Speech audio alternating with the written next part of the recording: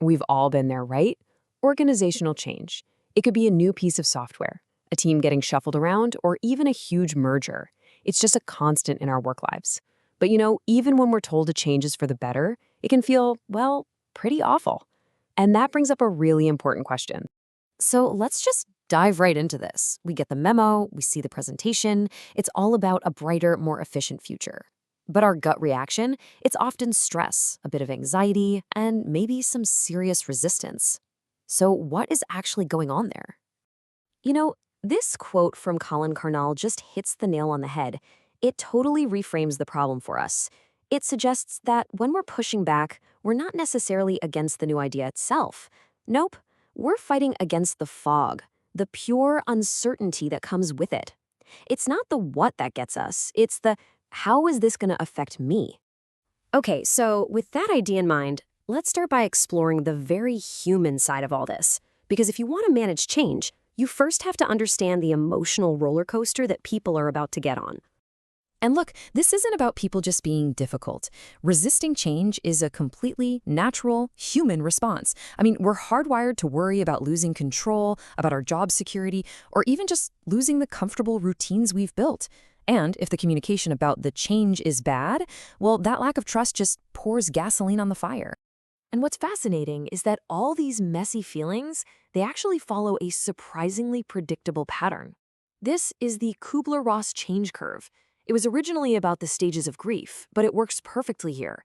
It shows this journey we all take, from that initial shock and denial, dipping way down into a valley of frustration, before we start to climb back out through experimentation, and finally, get to a place where the new way of doing things is just normal.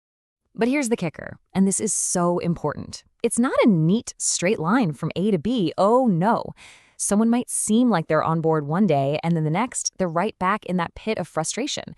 Understanding that this whole journey is messy and people can loop back, that's absolutely critical for anyone trying to lead a team through this stuff.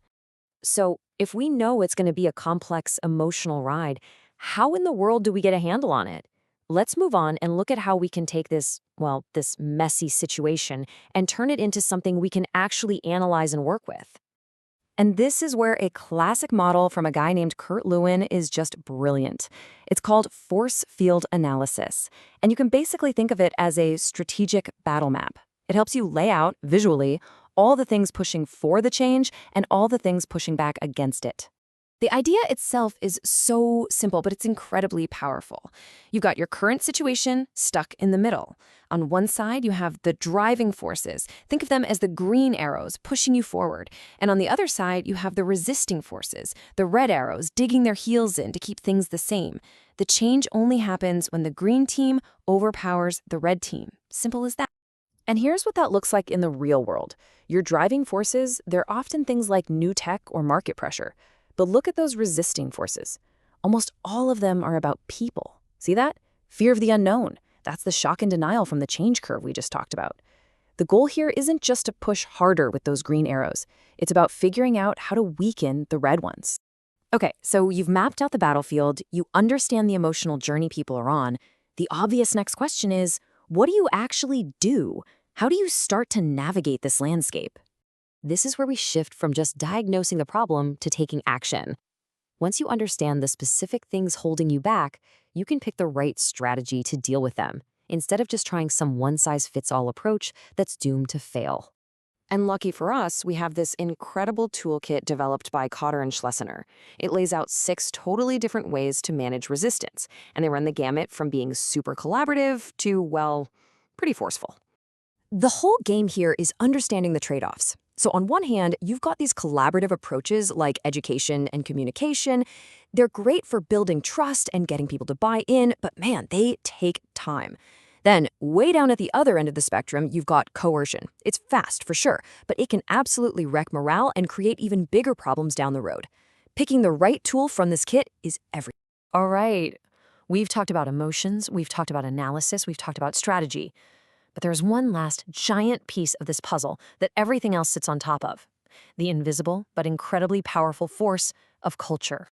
And I mean this. You could have the most amazing communication plan, the most brilliant strategy in the entire world. But if that change goes against the grain of the company's culture, it is almost guaranteed to fail. To really get why culture is such a big deal, you have to realize that most of it is invisible. Edgar Schein's iceberg model is the perfect way to think about this.